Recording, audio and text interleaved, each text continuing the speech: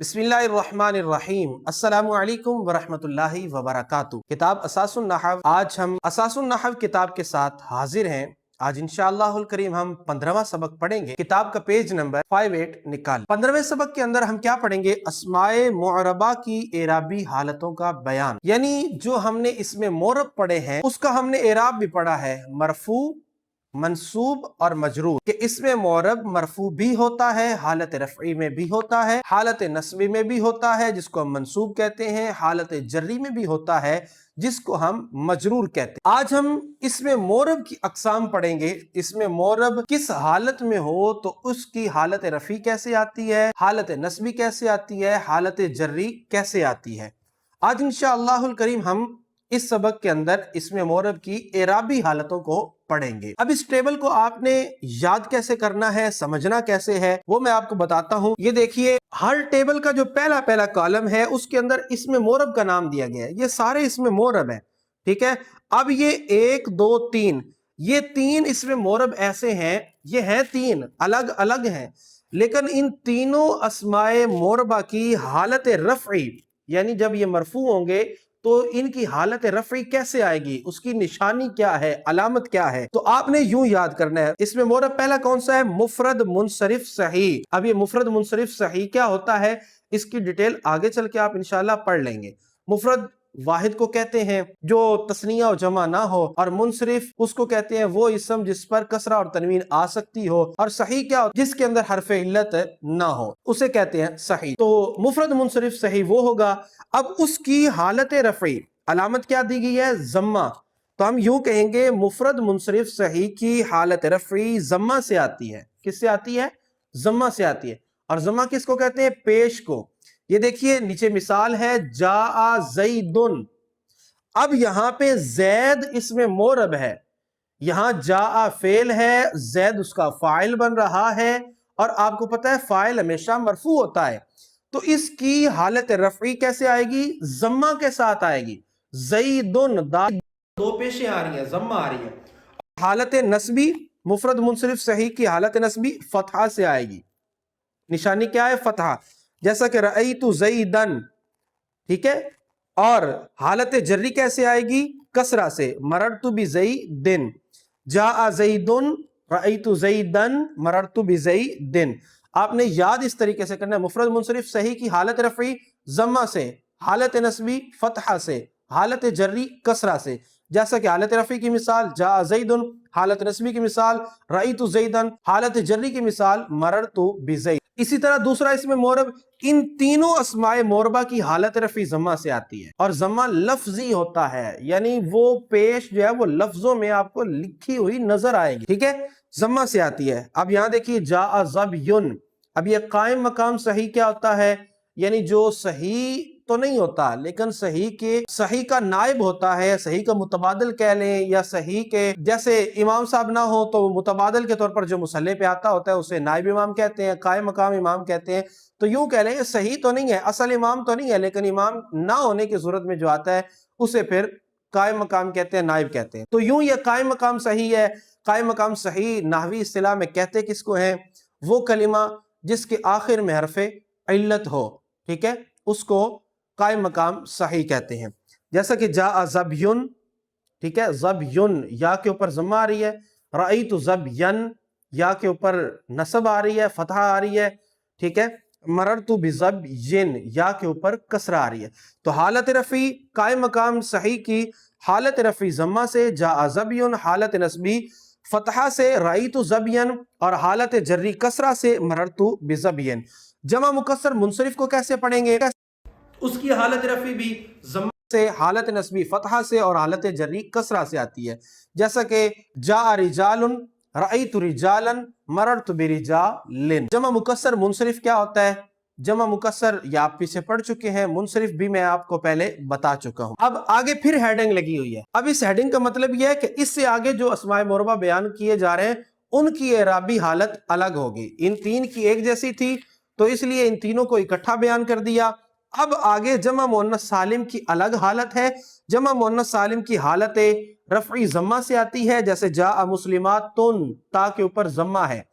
حالت نصبی کسرہ سے آتی ہے، رأیت مسلماتن، تن، تا کے نیچے دو زیریں ہیں، اور حالت جری بھی اس کی کسرہ سے آتی ہے، جیسا کہ مررت بمسلمات، اب رأیت مسلمات حالت نسبی ہے، اور مررت بمسلمات یہ حالت جری ہے۔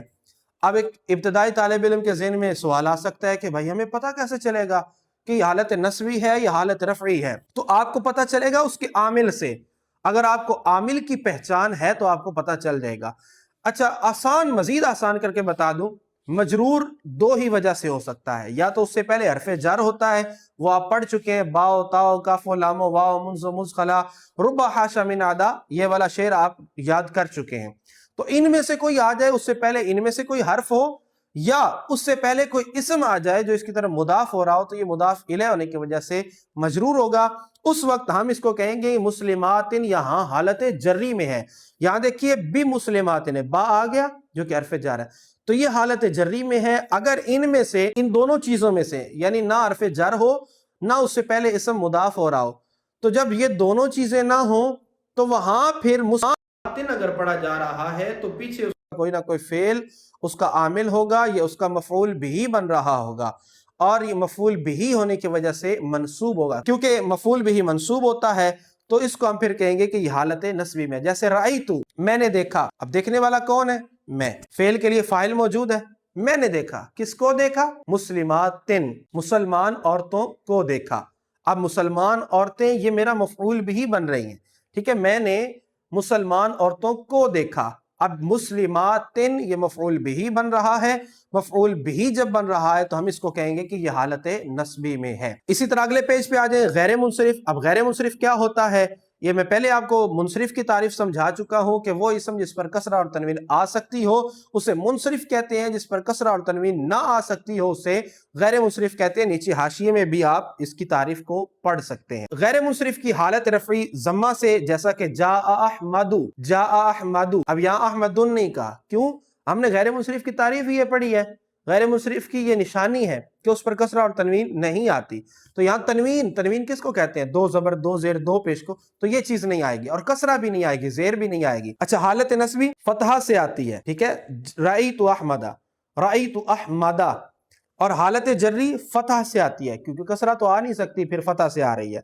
مررت باحمد، احمدی نہیں ہوگا، احمد۔ آگے اگلا اس میں معرب اسماء ستہ مکبرہ، اسماء اسم کی جمع ہے، ستہ 6 کو کہتے ہیں، مکبرہ وہ اسم جو بڑے ہوتے ہیں۔ بڑے سے مراد یعنی وہ اسم جس کی تصغیر نہ بنائی گئی ہو، جن کا چھوٹا والا معنی نہ لیا گیا ہو، جیسا کہ مثال کے طور پر فضل کہتے ہیں فضیلت کو، ٹھیک ہے، افضل سب سے زیادہ فضیلت والا۔ اب اسی فضل کو فضیل کے صیغے پہ لے آ کے آئیں، جیسا میرا نام ہے فضیل، تو یہ فعیل ان کا وزن ہے۔ اب اس کے اندر چھوٹے والا معنی ہوگا، لیکن یہ فضیل جب نام کے طور پر استعمال ہوگا، علم کے طور پر استعمال ہوگا، تو اس وقت اس کے اندر چھوٹے والا معنی نہیں کیا جائے گا۔ البتہ یہ صیغہ تصغیر کا ہے کہ اس کے اندر چھوٹے والا معنی ہوتا ہے۔ تو یوں کہہ لیں کہ وہ اسماء جو تصغیر مصغر نہ ہو، جن کی تصغیر نہ بنائی گئی ہو، جن کا چھوٹے والا معنی لینے کے لیے لفظ کی تبدیلی نہ کی گئی ہو، اس کو مکبرہ کہیں گے۔ جیسا کہ جاء ابو زید، جب یہ مکبر ہو کے آئیں، ٹھیک ہے، جاء ابو زید، یہاں ابو یہ 6 اسماء ہیں، ابن، فمن وغیرہ وغیرہ، اس کو بھی انشاءاللہ آپ آگے چل کے پڑھ لیں گے۔ جاء ابو زید، اسماء ستہ مکبرہ کی حالت رفعی واو سے آتی ہے، ابو واو سے، ٹھیک ہے۔ جب یہ ابو ہوگا تو سمجھ جائیں کہ یہ حالت رفعی میں ہے۔ جب یہ الف کے ساتھ آئے گا، یہ دیکھیے حالت نسبی الف سے، ابا زیدن، رأیتو ابا زیدن، جب یہ الف کے ساتھ ہوگا تو آپ نے سمجھ جانا ہے کہ یہ حالت نسبی میں ہے، اور جب یہ یا کے ساتھ ہوگا تو آپ نے سمجھ جانا ہے کہ یہ حالت جری میں ہے۔ حالت جری اس کی علامت کیا ہے؟ یا۔ مررتو بی زیدن، بی زیدن، ٹھیک ہے، ابی ہو گیا یہ۔ اور اگلا اس میں معرب ہے جمع مذکر سالم۔ جمع مذکر سالم آپ پہلے پڑھ چکے ہیں، یہ کیا ہوتا ہے؟ اس کی حالت رفعی واو نون سے آئے گی، واو سے آئے گی، ٹھیک ہے، واو ما قبل مضموم۔ واو ما قبل مضموم کا کیا مطلب؟ یعنی واو اس سے پہلے والا جو حرف ہوگا اس کے اوپر ضمہ ہوگی، پیش ہوگی۔ جیسا کہ یہاں دیکھیے یہ واو ہے، واو ساکن ہے، اس سے پہلے والا حرف ہے میم، اس کے اوپر آ رہی ہے ضمہ، تو اس کو کہتے ہیں واو ما قبل مضموم۔ اور نون مفتوح، نون مفتوح ہے، یہ نون کے اوپر فتح ہے، تو یہ جمع مذکر سالم بنانے کا ہم نے طریقہ بھی پڑھا تھا، اور اس کی حالت نسبی اور جری کیسے آئے گی؟ حالت نسبی اور جری یا ما قبل مکسور سے آئے گی، جیسا کہ جاء مسلمون، رأیت مسلمین، مررت بمسلمین۔ اب فرق کیسے پتا چلے گا؟ یہ میں آپ کو پیچھے سمجھا چکا ہوں۔ اگلا اس میں مورب ہے تثنیہ۔ اب تثنیہ کی حالت رفعی الف نون سے، حالت نسبی اور جری یا نون سے آتی ہے۔ اس کا فرق کیسے پتا چلے گا؟ کیونکہ حالت نسبی بھی یا نون سے ہے، حالت جری بھی یا نون سے ہے۔ یہ وہی فرق ہے جو میں پہلے جمع مؤنث سالم کے اندر سمجھا چکا ہوں۔ جمع مؤنث سالم، جمع مذکر سالم، ان دونوں کا فرق، اور کوئی بھی اس طرح کی آ رہی ہے تو اس کا فرق ہمیں یوں ہی معلوم ہوگا۔ جیسا کہ دیکھیے تثنیہ جاء رجلان، رأیت رجلین، مررت برجلین۔ اثنان اور اثنتان، اس کو تثنیہ کے ملحقات بھی کہتے ہیں، یہ آگے چل کے انشاءاللہ آپ پڑھتے جائیں گے۔ اثنان اور اثنتان، ان کا اعراب بھی ایسے ہی آتے ہیں، جاء اثنان، دو بندے آئے، جاء اثنان، دو بندے آئے، رأیت اثنین، میں نے دو کو دیکھا، ٹھیک ہے، مررت باثنین، میں دو کے پاس سے گزرا۔